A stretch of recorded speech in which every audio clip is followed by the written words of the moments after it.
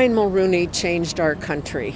As a political leader, he had skill, he had vision, and even though as a reporter covering those days, it was always very complicated and busy and intense, it was amazing to see what he did for all of us, bringing us into the free trade agreement, changing our attitudes toward our American neighbors, giving us a sense of self and a sense of pride. So for what he gave so willingly to us, it's wonderful to see so many here today to pay tribute. And Brian Mulroney was a very dynamic politician who liked to win, but he also had that human touch.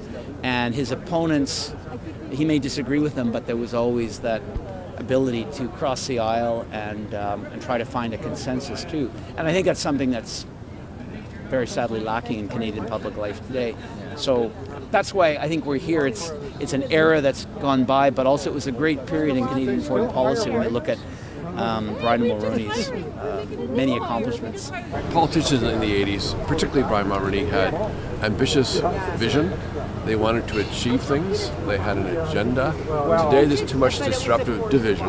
Instead of vision, you've got division, you've got polarization. And it's all about scoring points. But the country today needs much more in terms of strategic vision to get things done in terms of nation-building projects. And that is what we're here to celebrate, is that ambition to improve the country. And he did. I was a student of politics in the 80s when he was Prime Minister. He was the first Prime Minister I actually voted for. And I think his legacy is important, and I think that people should come and do this if they can. It's a moment in history that we, as Canadians, should be part of.